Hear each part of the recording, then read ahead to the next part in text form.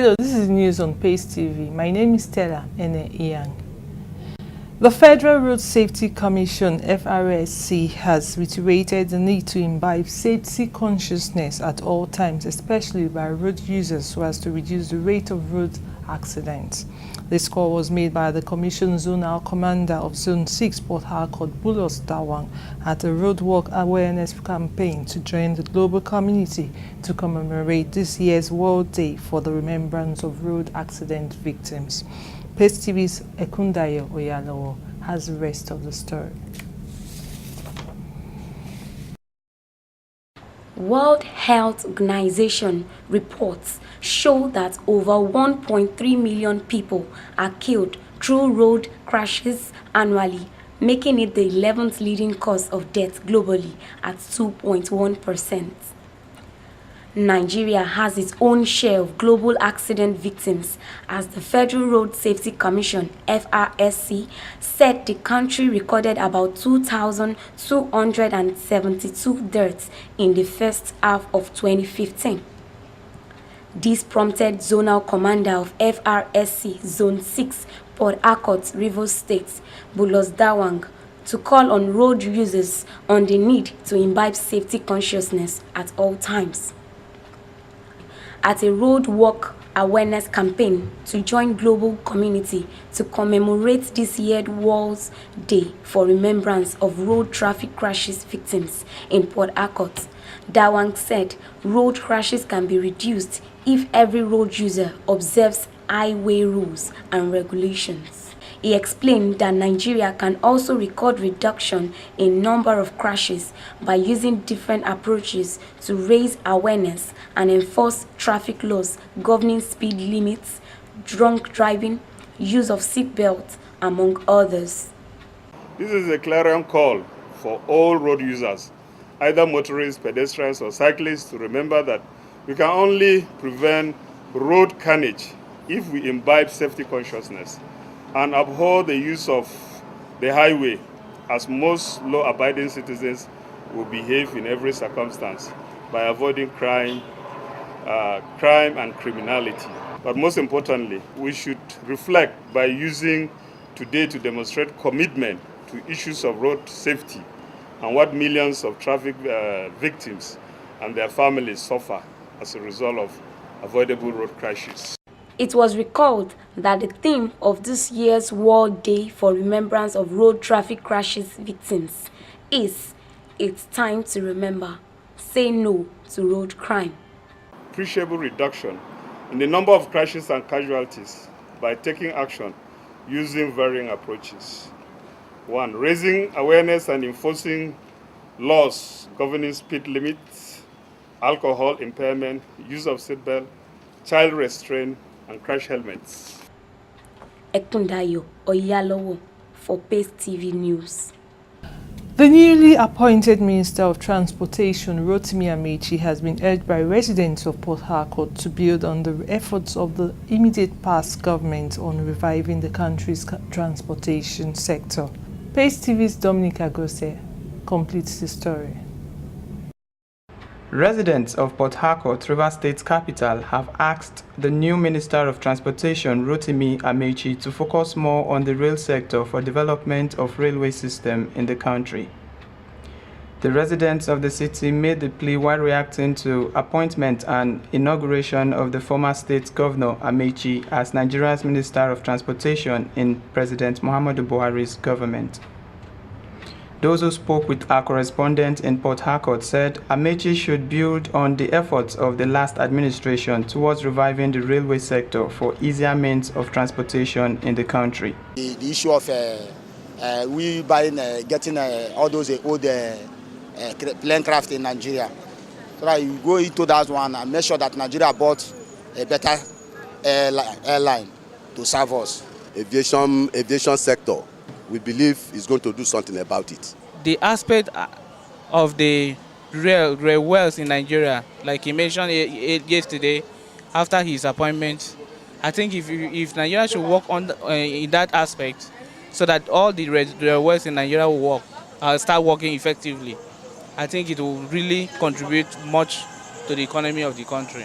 I expect him to concentrate on the railway, because the former president has tried to put some things on ground, and everybody was like expecting to see the railway revitalized, working again. But now that the former president was unable to accomplish it before he left office, if he can sit up and accomplish it, face those challenges, face those old men in railways who don't want to give way, if he can face them and then make railway to run effectively, people will be hailing him. The people, however, advised the new minister to collaborate with his colleagues in other ministries like works to make major roads across the state more motorable. He should work hand in hand with the commissioner of works to make sure the road is okay for us to use. If he wants to perform, he should concentrate on particular area, so that when people see those areas he has done something, people can then say, oh, he has tried. But if you want to be effective in all areas, definitely he will fail. Since the nomination of ministers by President Muhammadu Buhari, the people have waited patiently to see which ministry the former governor Amechi will be given to head. Dominic Agosi reporting for pacetv News. President Muhammadu Buhari has launched the 2016 Armed Forces Remembrance Emblem with a donation of 10 million naira. The president launched the emblem on Monday at a brief ceremony held at the council chamber of the presidential villa in Abuja, Nigeria's capital. He said the federal government was determined to improve the operational resources of the armed forces and ameliorate the suffering of dependents of veteran soldiers. Coming at a time when Nigeria is facing terror attacks in the northeast, the government sees the celebration as crucial, as he highlighted the need to support the legions to encourage those alive in the tasks ahead. Former EFCC boss Mr. Ibrahim Lamode is expected to appear before the Senate Committee on Ethics, Privileges and Public Petitions to be questioned on allegations of diversion of funds which was leveled against him by Judge Ubo.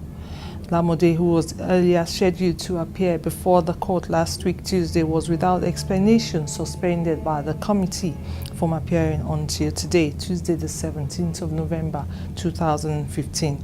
However, the chairman of the committee, Senator Samuel Anyanwu, confirmed that the probe of the former anti-graft boss resumes today.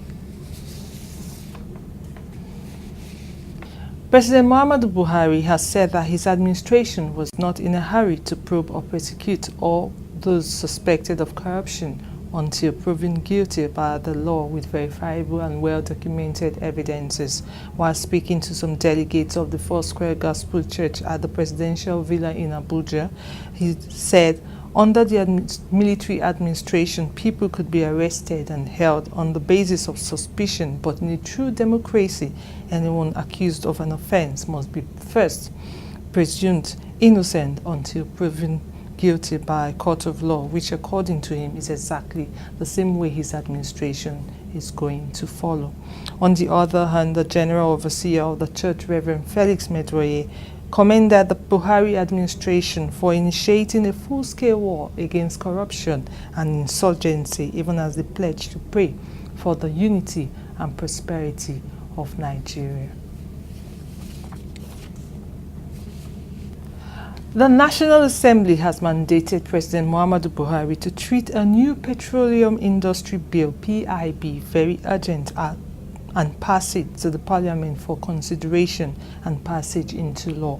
He described the PIB as one of the most important pieces of legislation that should be quickly considered and passed in the interest of the economy. Speaking, the House of Representatives, Yakubu Dogara, made the call yesterday at the opening ceremony of the National Assembly Dialogue on Economy, Security and Development in Abuja, organized by the National Institute for Legislative Studies, NILS. The speaker noted that it was important for Buhari, as Minister of Petroleum, to transmit a new PIB to the National Assembly for consideration and passage into law. Pro-Biafra protesters yesterday again clamored for the release of Nnamdi Kanu at Umuahia, the Abia state capital, marching through the major streets of the city but under the watch of the security agencies. It would be recalled that the group last week crippled economic and social activities in the commercial city of Aba. The protesters, who were members of the indigenous people of Biafra, IPOB, and the movement for the actualization of the sovereign state of Biafra, MASOB, demanding the release of the promoter of Radio Biafra, Nnamdi Kanu, who was arrested by the Department of State Security, DSS, over alleged anti-Nigerian government comments on Radio Biafra. The march in Umuahia was part of the threat by the pro-Biafra groups to take the protest to all the states of the southeast before going to Abuja if Kanu was not released. Still on Biafra, Chief Ralph Uwazurike, leader of the movement for actualization of sovereign state of Biafra, MASOB, has charged members of the movement to focus on the struggle, as a non-violent method used has become a source of worries for their opponents. Uwazurike, who spoke through Mazi Chris Mocha, the movement's deputy national director for information, said that he was in the struggle for his children, who he said desire a free country where, according to him, the security of their lives and properties can be guaranteed, and therefore stressed that there was no going back on the struggle. He also stated that some Igbo elites who were discrediting and sabotaging the struggle were bound to fail, adding that he would live to see the actualization of Biafra, as failing to actualize it would mean failure of the expectations of the Indigbo, and so would be fulfilled if he died for the sake of Biafra.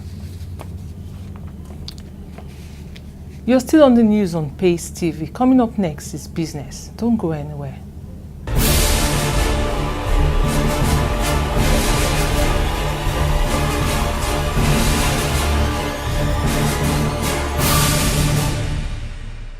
It's good to have you back. The Vice President of Nigeria, Professor Yemi Osinbajo, has disclosed that the government is considering a mix of energy sources for electricity supply. Osinbajo stated this on Monday, the 16th of November, while receiving a delegation of the Nigeria Atomic Energy Commission, NIC, led by its Director General, Dr. Erepano Osaisai, at the Presidential Villa in Abuja. Dr. Osaisai was in the State House to present a report on the implementation of nuclear power program for Nigeria, conducted in partnership with the International Atomic Energy Agency, IAEA. Dr. Osaisai said the presentation of the report to the Vice President was an important stage in process, emphasizing that the report had articulated how the nation can meet the infrastructural need for nuclear power program for the country.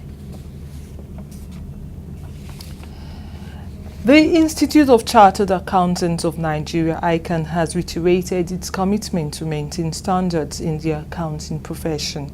The president of the institute, Chief Olufemi Deru, stated this at the 56th induction ceremony for new members, which was held at ICAN Center in Amuwodof in Lagos. While speaking at the event, Deru urged the newly inducted members of the institute to maintain the rules of the profession. Coming up right after this break is sports news.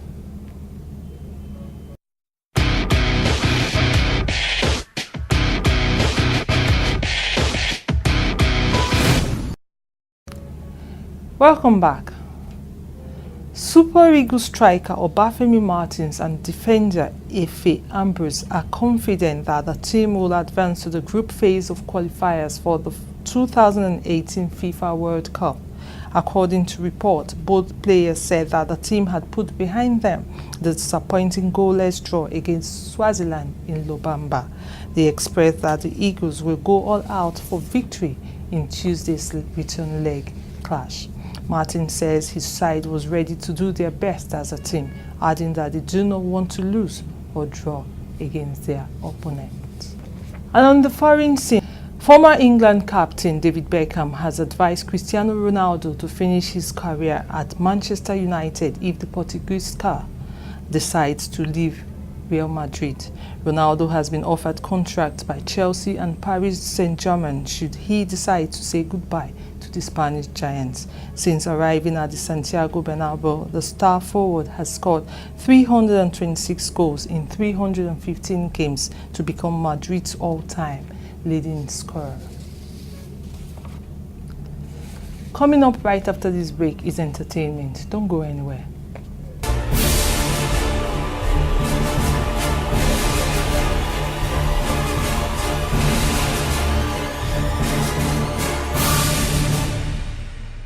It's good to have you back.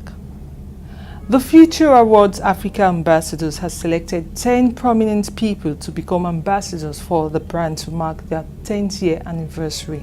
The 10 ambassadors were reportedly selected from past winners of the awards in governance, business, development, and the creative industries.